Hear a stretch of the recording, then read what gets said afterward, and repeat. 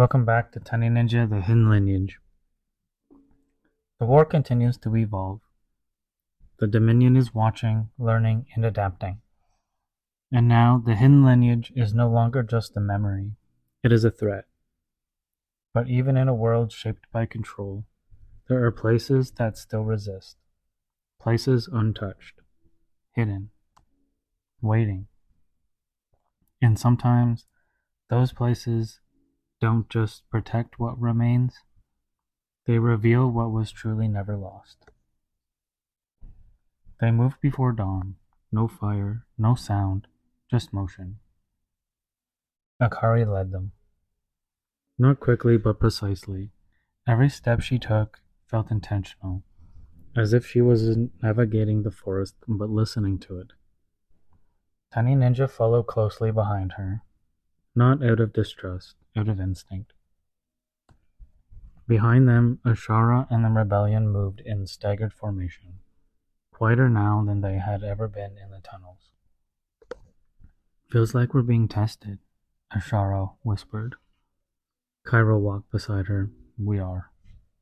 She glanced at him. "By what?" Cairo's answer came without hesitation. "By whether we belong here." The deeper they went, the stranger the forest became. The trees grew wider, older. Their roots rose above the ground like ancient veins, twisting through the earth in patterns that didn't feel random. Tiny Ninja slowed.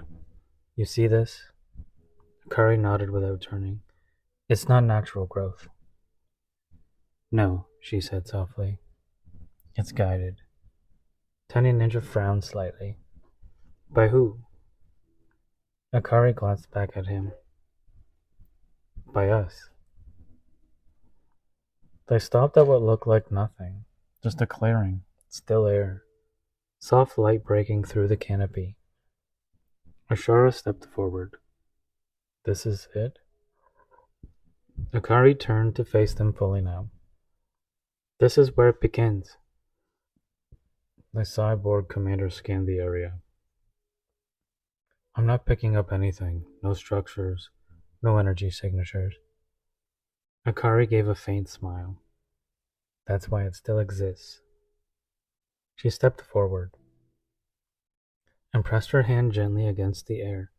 For a moment, nothing happened. Then the forest shifted. Not violently, not dramatically, but undeniably. The space in front of them rippled, like something waking up. The illusion dissolved, and behind it a hidden world emerged. Stone structures, ancient yet intact, woven seamlessly into the roots of massive trees. Water flowed through narrow channels, carved into the earth, glowing faintly with ember-like energy. Symbols etched into stone. Not dominion, not mechanical, but alive. Ashara stepped forward slowly. "This was here the whole time?" Cairo nodded quietly. "Yes." "And the Dominion never found it." Akari answered. "They couldn't." Tiny Ninja stepped into the sanctuary.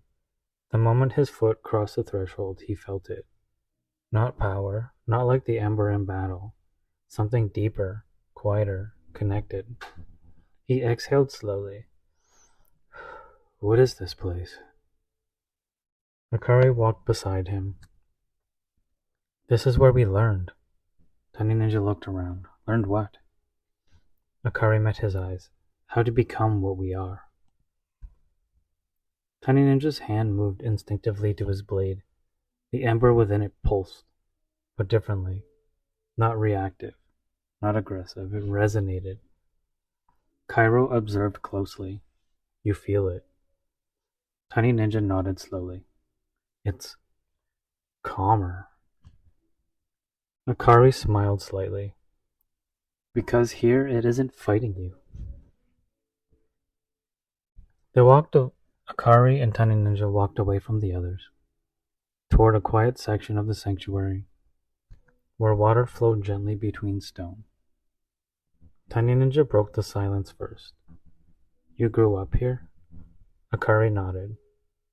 "For a time." Tiny Ninja looked around. "And then you lost it?" Akari didn't answer directly. Instead, she said, "We didn't lose this place." Tiny Ninja frowned slightly. "Then what did you lose?" Akari stopped walking. "The people who made it matter." Tiny Ninja stepped closer. "I'm sorry." Akari shook her head. I don't need the sympathy. I need this to mean something again." Tiny Ninja understood that, more than he expected. "Do you think it can?" Akari looked at him. "I think it has to." The, they stood there for a moment, not speaking, but not distant. Tiny Ninja finally said, "When I fight, it feels like I'm somewhat reacting." Akari nodded. "That's because you are." Tiny Ninja looked at her. "Then what should it feel like?" Akari stepped closer. "Like anticipation. Like you already know what's coming." Tiny Ninja gave a slight breath.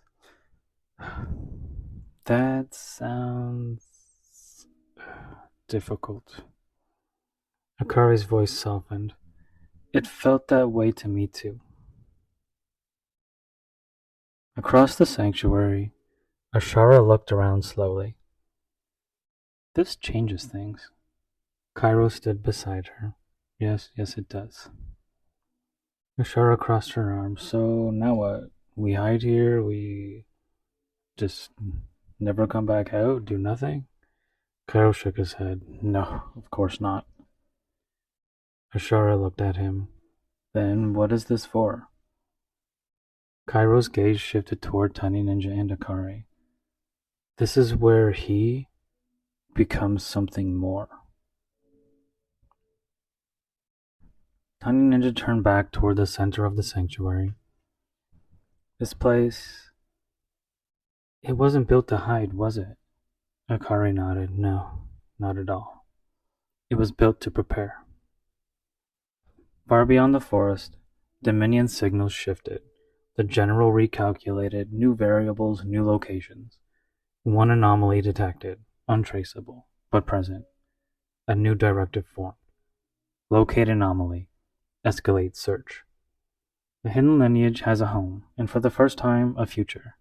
In Season 2 of Tiny Ninja, The Hidden Lineage, the story expands beyond survival into identity, purpose, and the power of what remains hidden.